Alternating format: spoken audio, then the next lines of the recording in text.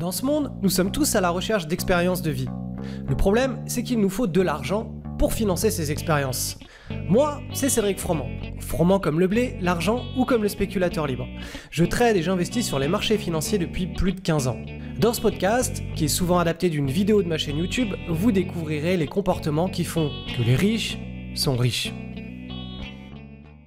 Je tiens à vous lire quelque chose, c'est le petit mail que j'envoie chaque samedi au club de traders, à notre communauté. Pour rejoindre ce club de traders, il vous suffit simplement d'entrer votre email. Le lien est dans le descriptif de la vidéo que vous êtes en train de regarder actuellement. Vous entrez votre email et vous allez être informé des choses qui se passent et que vous ne voyez pas si vous n'êtes pas inscrit à ce club de traders. C'est gratuit, il y a juste à entrer son email. Donc ça, c'est le genre de message que j'envoie tous les samedis. Ça fait un petit peu partie, je fais des parallèles en fait entre ma vie perso, entre la vie des investisseurs, des spéculateurs que je fréquente au quotidien et ce qui se passe avec la bourse, et on essaie de développer le mindset des gens, des spéculateurs de la communauté. Donc voilà, je vais vous lire rapidement ce que j'ai écrit quand j'ai communiqué sur la vidéo que vous êtes en train de regarder actuellement. Quand le chaos s'empare du vendredi 13. Alors vendredi 13 c'était hier, et vous savez, vous connaissez la presse qu'a ce fameux vendredi 13 puisque toutes les productions hollywoodiennes s'en servent d'ailleurs pour faire des films d'épouvante. Donc, hier c'était vendredi 13, pour certains c'est une journée porte-bonheur. Il s'agit d'une minorité d'entre nous, vous allez bientôt comprendre pourquoi. Ces chanceux ont gardé de bons souvenirs des anciens vendredi 13, car dans le passé, aucun événement négatif ne s'est réalisé, tandis qu'un événement positif a été enregistré.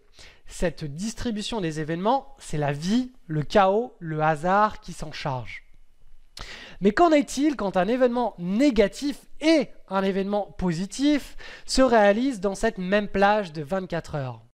La question, c'est est-ce que nous clôturons notre bilan comptable émotionnel à l'équilibre? Eh bien, la réponse, c'est pas du tout. Nous créons une véritable injustice dans notre biochimie émotionnelle. Pourquoi? Eh bien tout simplement car nous comptabilisons x3 un événement négatif par rapport à un événement positif. Par exemple, si je perds 100 € ou je gagne 100 €. On va voir un petit peu cet événement, vous allez essayer de l'analyser avec moi. Si on trouve un billet de 100 € dans la rue, le souvenir de bonheur que cela va nous procurer, eh bien ce sera agréable, mais voilà, ce sera éphémère. Probablement l'après-midi ou le lendemain, on s'en souviendra plus. À l'opposé, si l'on perd un billet de 100 €, on va associer cela à quelque chose de beaucoup plus lourd émotionnellement. On va se dire, voilà, je viens de perdre 5% de mon salaire, soit 1 jour et demi de travail que j'ai effectué pour rien et pour un patron que je déteste.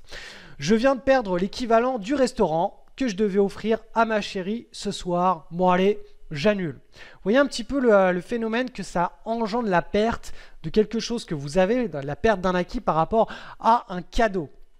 C'est vraiment deux choses qui ont une puissance émotionnelle complètement déséquilibrée. Quand on vous enlève un acquis, c'est beaucoup plus dur, beaucoup plus fort émotionnellement que quand on vous fait le cadeau de quelque chose. Donc les images mentales que l'on se projette sont douloureuses. Elles génèrent un impact 3 fois plus important sur notre ressenti dans l'instant et sur nos souvenirs. C'est pour cette raison que l'humain a tendance à être craintif sur ce fameux vendredi 13. Cela pourrait être n'importe quel autre jour de l'année, la perception de l'être humain serait la même. Car c'est le focus sur un jour qui est problématique. J'ai d'ailleurs été moi-même victime de ce biais psychologique hier. Une journée qui débute par une superbe session de surf, puis j'ai eu 3 événements du quotidien qui sont venus plomber les bonnes vibrations de la journée. Résultat, eh bien, je n'aime pas le vendredi 13. Pourtant, ce genre de distribution des bons et mauvais événements est tout ce qu'il y a de plus commun sur une échelle de 365 jours. Alors pourquoi est-ce qu'il y a des gens qui paraissent tout le temps malheureux? En considérant chaque jour de l'année indépendamment l'un de l'autre, on fait comme s'il s'agissait d'un vendredi 13 tous les jours. Effectivement, on a peu de chances de finir ces 24 heures avec un bilan émotionnel positif quand on pense comme ça. Souvent, les gens qui paraissent malheureux cultivent cette vision qui est court-termiste de leur existence. En gardant une vision d'ensemble, à 365 jours, eh bien, on oublierait beaucoup plus rapidement et facilement ce fameux vendredi 13. Hélas, eh bien, les gens qui paraissent tout le temps malheureux n'arrivent pas à avoir cette vision d'ensemble à 365 jours. Pourquoi? Parce qu'à 365 jours, ce qu'il y a de positif, c'est qu'on relativise davantage car on apporte beaucoup plus de valeur à un ensemble d'événements plutôt qu'à un événement qui est seul, qui est isolé. Donc ne vous laissez pas submerger par un trade perdant. Ça, c'est un petit peu le parallèle avec la bourse. Pourquoi? Parce qu'un trade perdant, c'est ce fameux vendredi 13. Lorsque l'on se focalise sur un trade gagnant ou un trade perdant, on vit les montagnes russes émotionnelles de la bourse. On a donc 3 fois plus de chances d'en sortir traumatisé et déçu.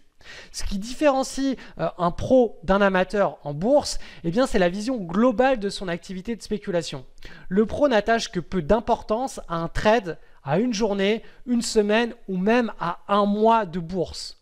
Par contre, le pro, lui, il porte toute son attention sur un large échantillon d'occurrences pour s'affranchir de cette pollution émotionnelle qui nous empêche d'accomplir de grandes choses à l'échelle d'une vie de trader. Donc vous voyez vraiment, quand on se concentre, quand on se focalise sur les résultats d'un trade après l'autre, d'une journée après les autres dans notre vie, on est vraiment sujetti à toute cette pollution émotionnelle, à cette injustice entre les cadeaux de la vie et puis les petits problèmes de la vie. Les problèmes sont toujours ressentis 3 fois supérieurs aux petits cadeaux de la vie. Donc c'est pour ça que je vous encourage vraiment en bourse à travailler cette vision long terme, cette vision d'ensemble et de ne pas porter plus d'attention que cela à un trade à la fois, enfin en tout cas au résultat d'un trade à la fois. Vous devez être ultra sélectif sur chacun de vos trades, sur chacune de vos décisions, mais vous ne devez pas attacher plus d'importance que cela aux résultats sur 1, 2 ou 3 trades. Et cultivez vraiment cette vision à 1000 trades.